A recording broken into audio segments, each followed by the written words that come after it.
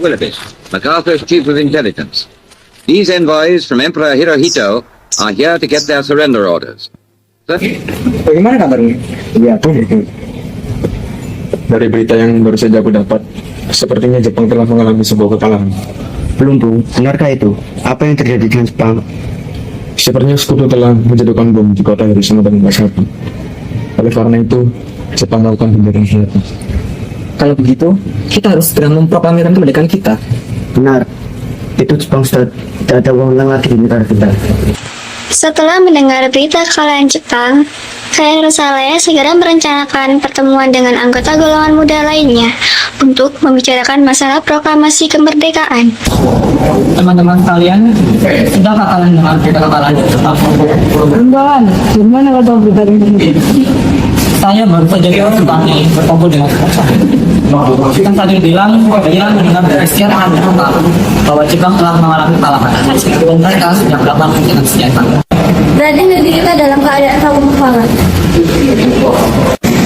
Benar sekali. Maka dari itu saya mengumpulkan kalian di sini untuk membahas bagaimana cara kita untuk mempercepat proklamasi.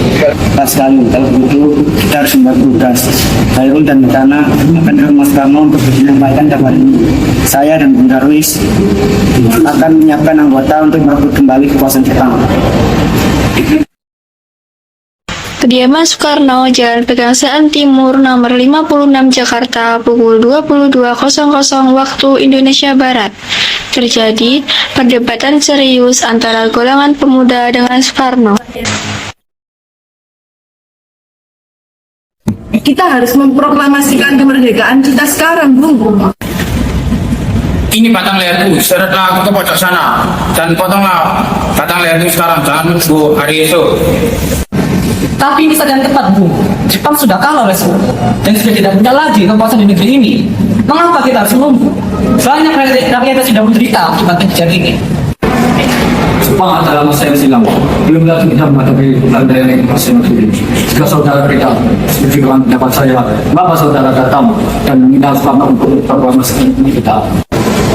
Apakah kita harus menjadi Jepang untuk memerdekakan bangsa kita? Kita bisa, Bu. Kita bisa memerdekakan bangsa kita sendiri.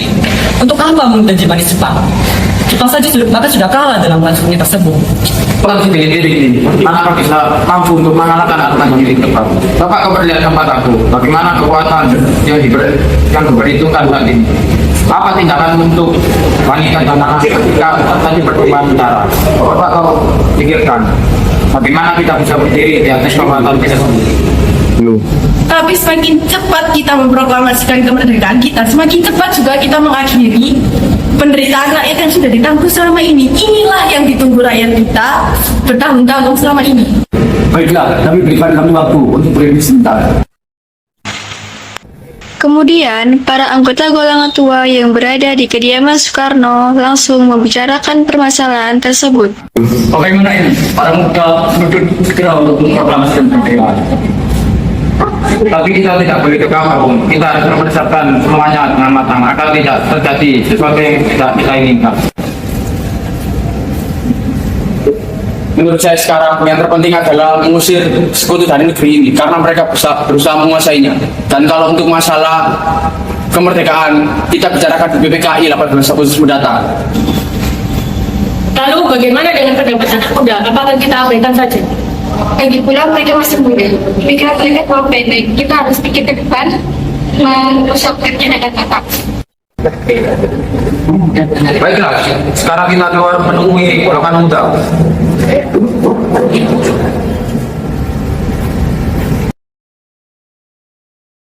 Setelah selesai berunding, para golongan tua segera menemui para anggota golongan muda yang menunggu di luar ruangan. Setelah kami berminta di keputusan tidak selesai dalam proklamasi kemerdekaan. Dengan berat hati mendengar keputusan tersebut, para pemuda pun meninggalkan kediaman Soekarno. Tetapi mereka tidak putus asa, mereka pun menyusun strategi bagaimana membujuk Soekarno dan Muhammad Hatta untuk memproklamasikan kemerdekaan segera mungkin. Akhirnya, mereka memutuskan untuk mengasingkan kedua tokoh itu ke Rengas Dengklok agar terhindar dari desakan pemuda dan pengaruh Jepang di Jakarta.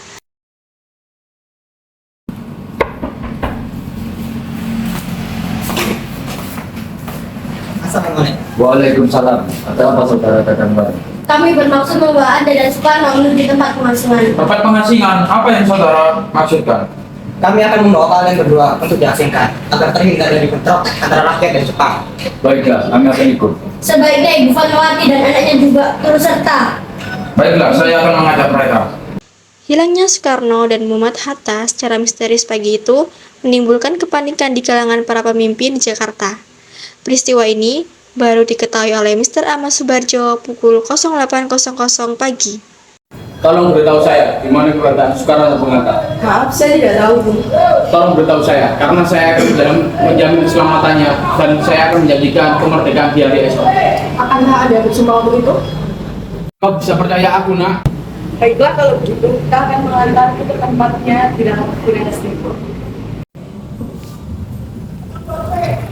Hai nak, tolong antarkan kami ke Rengas Dengklok. Maaf, saya Iya. baik kalau begitu. Silakan. Mr. Subarjo naik ke mobil beserta Wikana dan Sudiro kemudian berangkat menuju Rengas Dengklok.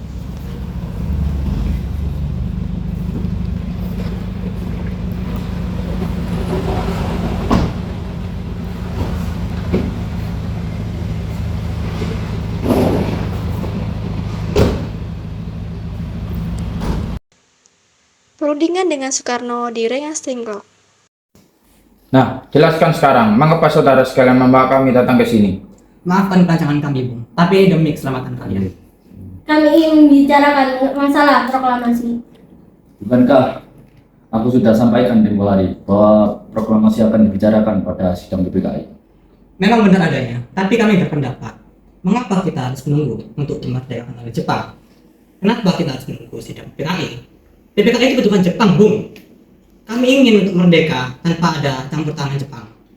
Pendapat itu benar, namun kita masih terlalu balita untuk memproklamasikan kemerdekaan ini. Selain itu, kita juga belum siap dan kita membutuhkan Jepang untuk kemerdekaan. Bagaimana jika perkataan Jepang hanya janji manis berkala? Apa yang Anda lakukan? Apakah akan selamanya menunggu janji itu, Bung? Kita harus memproklamasikan kemerdekaan itu sekarang juga. Demi rakyat yang sudah bertahun-tahun terbelenggu oleh penjajahan di tanah mereka sendiri. Kita berhak bebas dan sekaranglah saatnya. Tenang saudara sekalian, mari kita bicarakan semua ini dengan kepala dingin tanpa adanya ketegangan, oke? Shu dan Ko Singgi membawa Soekarno dan Muhammad Hatta menjauh dari perdebatan itu. Kemudian mereka berunding. Saya mengerti perhitungan Anda berdua mengenai masalah proklamasi ini. Kita memang belum mempertimbangkan semuanya dengan matang. Tapi saya percaya kita dapat bangkit dan memanfaatkan situasi ini. Kesempatan tidak datang dua kali, Bung. Apa yang mereka katakan benar adanya, dan saya mendukung mereka. Apakah ini bisa? Mungkinkah kita melakukannya? Tentu mungkin, Bung. Asal kita berusaha, tentu akan kita temukan jalan keluarnya. Lagi pula, para pemuda di Jakarta sedang menyusun strategi pertahanan untuk mencegah serangan dari Jepang ataupun sekutu yang tidak menerima proklamasi bangsa kita. Baiklah, saya setuju. Kita akan memproklamasikan kemerdekaan Indonesia tanpa adanya campur tangan dari Jepang. Pada pukul 17.30 waktu Indonesia Barat, rombongan dari Jakarta tiba di Rengas Dengklok untuk menjemput Soekarno dan Muhammad Hatta. Syukurlah semua baik-baik saja. Jadi bagaimana keputusannya? Kami setuju. Kami akan melaksanakan kemerdekaan Indonesia tanpa ada campur tangan dari Jepang. Jadi, kalau menurut saya mungkin besok, karena pasukan Jakarta sudah siap. Ya mungkin, kalau begitu kita akan melaksanakan esok hari. Selesailah perundingan di Rengas Dengklok. Semua anggota golongan tua maupun muda kembali ke Jakarta untuk membahas lanjutan rencana proklamasi kemerdekaan tanggal 17 Agustus 1945. Bagaimana kita akan membicarakan naskah proklamasi untuk kemerdekaan kita? Kita bertempat, Bung, tapi ini sudah malam. Dan tentara Jepang tidak akan mengizinkan kita beraktivitas. Ditambah lagi, mereka mengetahui bahwa kita sedang membahas masalah proklamasi. Bagaimana kalau kita meminjam rumah perwira Jepang Laksamana Maeda? Rumah Laksamana Maeda, perumusan teks proklamasi.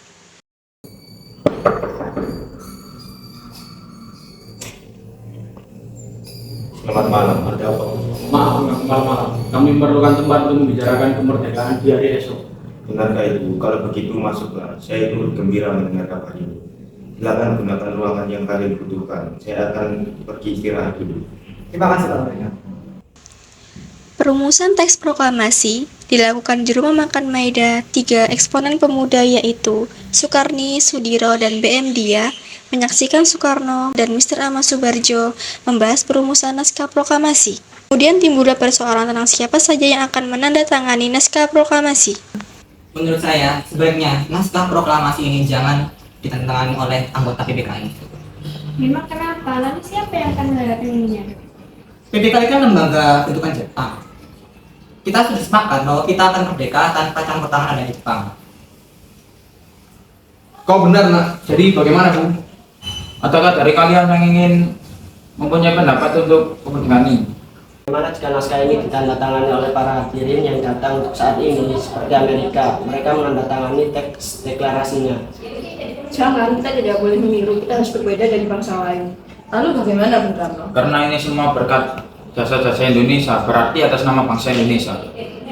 Saya setuju dan saya punya usul. Yang menandatangani teks tersebut adalah Anda dan Bung Hatta sebagai wakil bangsa Indonesia. Bagaimana? Usul yang bagus. Bagaimana Dirin? Kami setuju. Setelah semuanya setuju, Soekarno memerintahkan Sayuti Malik untuk mengetik teks proklamasi. Tolong kau ketik teks proklamasi ini. Jaga teks ini baik-baik. Baik, Pada saat yang sama, Soekarno dan Ibu Fatmawati sampai di kediaman mereka dan berbincang sejenak. Alhamdulillah semua berjalan dengan lancar. Terima kasih kepada Ibu yang telah menemani saya di saat-saat yang cukup menguras pikiran ini. Iya, terima kasih Gusti Allah yang telah memberikan jalan pada bangsa kita untuk memproklamasikan kemerdekaan. Oh iya Pak, apakah kalian sudah merencanakan bagaimana proklamasi besok akan berlangsung? Sudah, kita akan melaksanakan upacara bendera yang akan diiringi lagu Indonesia Raya karya Bung Supratman. Bukankah kita belum punya bendera? Lantas bagaimana? Oh iya Bu, Bapak sampai lupa. Gimana saja kalau Ibu yang menjadi bendera itu? Tapi Ibu tidak punya kain, hanya ada kain merah dan putih saja. Apa tidak apa-apa? Tentu saja, buatlah bendera yang sederhana. Yang penting kita sudah berusaha menyediakan. Baiklah, bagaimana kalau bendera itu kita namai Sang Saka Merah Putih? Ide yang bagus. Ya, bendera pusaka, Sang Saka, dan warnanya merah putih menjadi Sang Saka Merah Putih. Brilian. Ya sudah, Bapak bersiap sana menyusun pidato yang Bapak akan bacakan besok. Hari Jumat pada tanggal 17 Agustus 1945, pukul 10.00 waktu Indonesia Barat, di Jalan Pegangsaan Timur nomor 56, dilangsungkan proklamasi kemerdekaan Indonesia. Kalian relatif subur, jaga baik-baik bendera ini. Kalian menggunakan mata untuk memberikan bendera ini pertama kalinya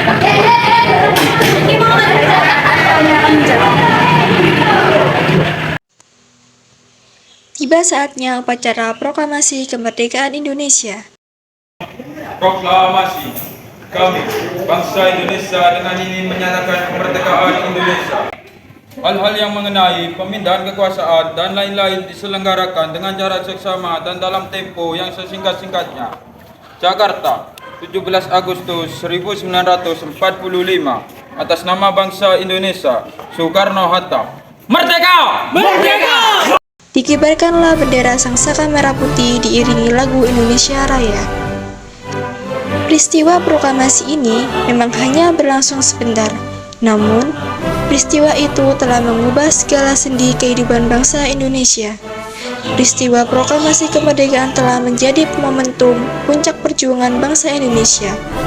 Oleh karena itu, kita sebagai generasi penerus bangsa harus berprestasi dalam rangka mengisi kemerdekaan tersebut.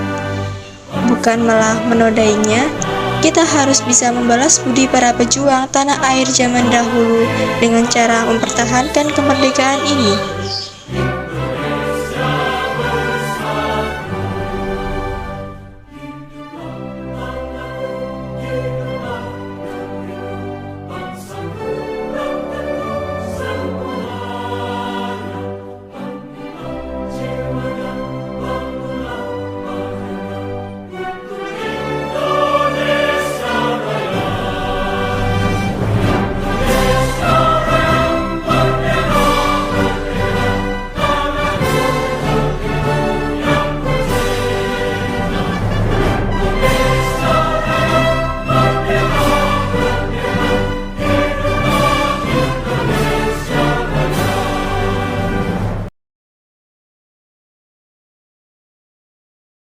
Indonesiaku, Indonesia negeriku, aku bangga padamu. Kini hidup damai nanti, karena tidak ada lagi pahlawan yang mati. Dengan tekad yang tinggi untuk negeri ini aku rela mati. Tak ada yang mematahkan semangatku. Aku mempertahankan Indonesiaku. Aku berjanji, wahai Indonesiaku, akan meneruskan perjuangan pahlawanku, mewujudkan nilai-nilai Pancasila dalam berbangsa dan bernegara. Inilah batang layarku. Sederlah batang layarku. Emang cepat tak? Benarkah itu apa yang kita Ayo. Lukur di tok-tok. Ada berdua mengenai